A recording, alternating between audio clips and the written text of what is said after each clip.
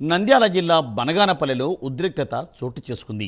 YCP మాజీ MLA Katasani Ramireddy ముఖ్య అనుచరుడు అబ్దుల్ ఫయాజ్ కుటుంబంపై మంత్రి జనార్దన్ రెడ్డి అనుచరులు వీరంగం సృష్టించి దాడికి తెగబడ్డారని బనగానపల్లి పోలీస్ స్టేషన్కు చేరుకుని ఆందోళనకు దిగారు. దీంతో పోలీస్ స్టేషన్ వద్ద ఉద్రిక్త పరిస్థితి చోటు చేసుకుంది.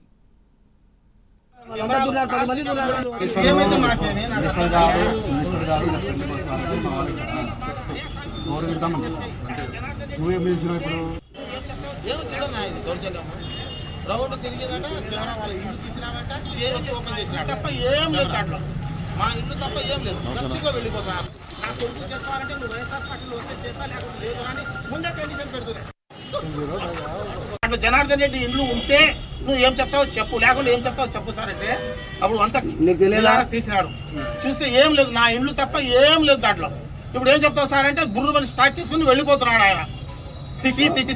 తిట్టకుండా అందరూ రౌండ్ తిరిగినట కెమెరా వాళ్ళ ఇంటి తీసినామంట వచ్చి ఓపెన్ చేసినాడు కెమెరా. మా ఇంట్లో తప్ప ఏం లేదు. ఖచ్చితంగా వెళ్ళిపోతున్నారు. దాని బట్టి ఒకరిద్దరు ఒకరు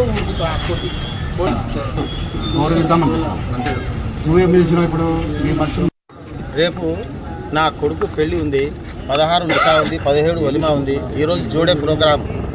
ఇంటిని మొత్తంగా డెకరేషన్ చేసినందుకు పిల్లలు ఏం చేసినారంటే డ్రోన్ కెమెరాతో మొత్తం ఇంటిని ఒకసారి షూట్ చేసుకోవాలని చేసినారు.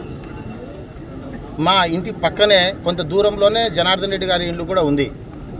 వాళ్ళు రావడమే ఇంట్లో ఏమయ్యా నువ్వు వచ్చి మా పైనుంచి మా ఇంటిని మా జనార్దన్ రెడ్డి ఇంటిని నువ్వు షూట్ చేస్తావా? ఎంత ధైర్యం మీకు? ఏం తెలియదా? మినిస్టర్ గారి ఇంట్లో నేను పక్కన ఉందని తెలియదా? అంటే మీరే ప్రోద్బలం చేసింటేనే కదా వాళ్ళు తీసింటేది. ఆ విధంగా దౌర్జన్యంగా కొట్టడము, కెమెరాలు పగలగొట్టడము. నేను చెప్తాను నా స్వామి మేము చెప్పలేదు, మేము ఫంక్షన్ హాల్ నుంచి ఇప్పుడే వస్తున్నాను. ఆ పిల్లలు హైదరాబాద్ చూసిన వాళ్ళు పక్కన ఎవరి ఇండ్లు ఉంది ఏం కథ వాళ్ళకేం తెలుస్తుంది.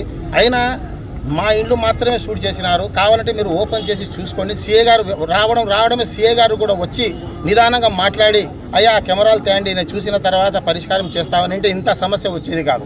ఆయన రావడం తిట్టడం చేయడం ఏమయ్యా పక్కన ఇది పెట్టుకొని కూడా మీకు ఇంత ధైర్యమా అది ఇది అని చెప్పి బూతులు తిట్టి ఆయన తర్వాత కెమెరా ఓపెన్ చేసినాడు.